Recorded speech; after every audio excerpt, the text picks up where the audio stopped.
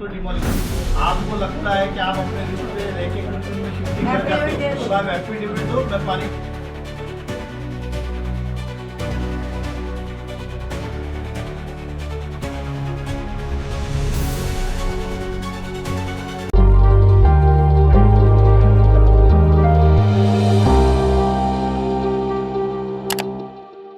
देखा जाता है नेताओं और प्रशासन के बीच में पिसती है बेचारी जनता, और जबकि जनता होती है जनार्दन। नमस्कार दर्शकों और साथियों, मैं हूं शशि शर्मा, आप देख रहे हैं दबंग खबरें। दर्शकों, आज हम मनपा मुख्यालय के बाहर मौजूद हैं और आज यहां पर विधायक नरेंद्र मेहता ने मोर्चाबंदी की थी और जितने भी भाईंदर वेस्ट में क्लस्टर से प्रभावित लोग हैं वो सभी लोग उस मोर्चे में शामिल थे और मनपा आयुक्त से उनकी मुलाकात हुई है। लेकिन जिस तरीके से मनपा आयुक्त से वो मुलाकात हुई है और जनता के बीच में जो रोष था वो कहीं ना कहीं उनका अंदर का दर्द बोल रहा था, उनके साथ में जाती हुई थी। कई लोग तो ऐसे हैं कि 2.5-3 वर्षों से सड़क पर हैं, जिनकी बिल्डिंगों को धोखाधड़ी डिक्लेयर करके तोड़ दिया गया था और बेचारे दर दर की ठोकरें खा रहे हैं।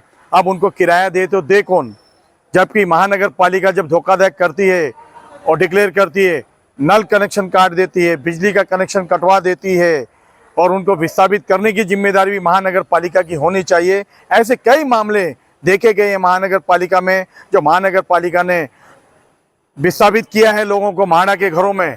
लेकिन कई बिल्डिंगें ऐसी हैं जिनके लोग आज भी दर दर की ठोकरें खा रहे हैं। एक तरफ प्रताप सरनाइक ने मंत्रालय में असीम गुप्ता के साथ में बैठक करवाकर क्लस्टर वालों को राहत दी, तो दूसरी ओर नरेंद्र मेहता ने आज मोर्चाबंदी करके मनपा आयुक्त से मुलाकात करके सारे मुद्दे रखे हैं। अब देखना है कि महानगर पालिका के मनपा आयुक्त क्या इस पर रुख अख्तियार करते हैं। लेकिन जिस तरीके से यूडी के मुख्य सचिव असीम गुप्ता ने यहाँ के अधिकारियों को दिशा निर्देश दिए थे, उस दिशा निर्देश में यह कहा गया था कि 15 दिन के अंदर शहर का 60 फीट का भाईंदर पश्चिम का सर्वे किया जाए और जो लोग क्लस्टर में नहीं जाना चाहते हैं उनकी एक सूची बनाया जाए। आप देखना है महानगर पालिका के टीपी विभाग किस तरह से इस पर संज्ञान लेता है। आइए जानते हैं इस पूरे विषय पे नरेंद्र मेहता क्या कहना चाहते हैं। चाहिए आपको क्लस्टर में सुधार चाहिए, जनता पीछे जा रही है। देखिए, हमको वो चाहिए जो जनता को चाहिए, जो शहर के हित में। हमें व्यक्तिगत कोई मेरा घर क्लस्टर में नहीं आ रहा है या हमें कोई तकलीफ नहीं है, लेकिन मीरा भाईंदर में जिस तरह से चुनी बिल्डिंगें बनी है उसकी परिस्थिति देखते तो क्लस्टर मीरा भाईंदर में सक्सेस हो नहीं सकता है। क्लस्टर के लिए 18 मीटर के कम से कम रोड चाहिए।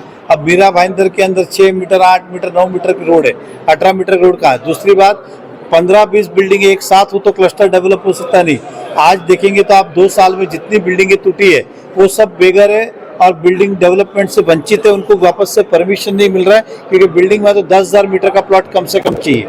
तो इसलिए हम कहते हैं कि क्लस्टर हटाओ और ऑप्शनल रखो। जिसके पास 20 बिल्डिंग का ग्रुप आता तो उनको दीजिए ना, हम का ना बोल रहे, लेकिन जो नहीं है उसको आप वंचित कैसे?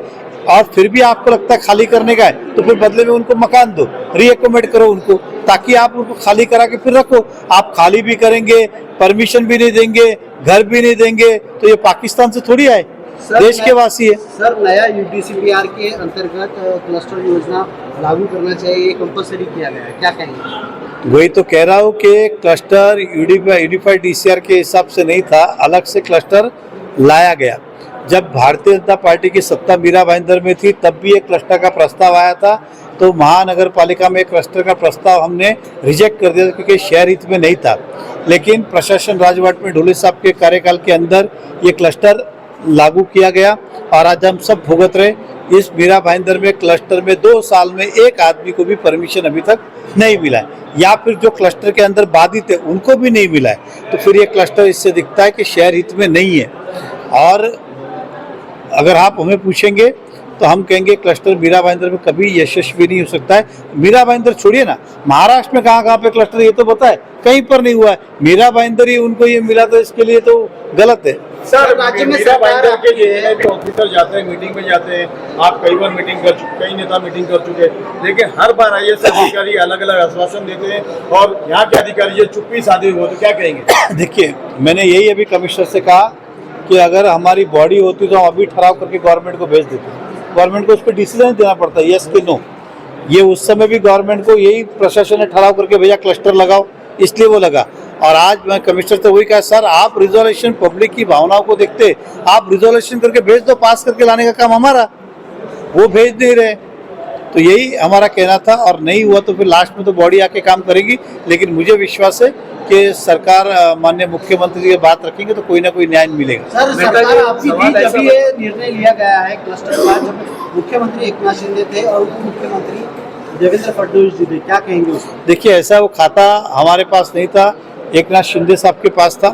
और मुख्यमंत्री भी जो होते वो स्थानिक जरूरत को देख के करते, तो स्थानिक जो भी उस समय के लोकप्रतिनिधि उन्होंने बढ़ चढ़ का हिस्सा लिया, क्लस्टर लगाओ, और महानगर पालिका प्रशासन ने भी निर्णय लिया और गवर्नमेंट को भेज दिया। ये उस तरह से हुआ, स्थानिक की मांग जो लोगों ने मांग की थी उसकी वजह हमें खामियाजा भुगतना पड़ रहा है। क्लस्टर को लेकर के 20 मीटिंग हो चुकी है मंत्रालय तक, कमिश्नर से लेके, लेकिन एक बार आज फिर मीटिंग हुई, क्यों नहीं आप सीधा जो है यूडी मिनिस्टर यानी कि एकनाथ शिंदे और मुख्यमंत्री के पास जाके ये ऑर्डर कैंसिल करवा सकते हैं? देखिए, ऐसा है कि हमने जितनी बार मीटिंग ली है उसके अंदर हमेशा उन्होंने कोई ना कोई समाधान करने का रास्ता, ठीक है क्या तकलीफें हम सॉल्व करते, लेकिन एक तकलीफ खत्म होती है दूसरी आती है, इसलिए इसको रद्द किए बगैर कोई पर्याय नहीं है। और हमारी तो पूरी मांग है, मैं भी सरकार से अपनी मांग रखने वाला कि इसे रद्द किया जाए।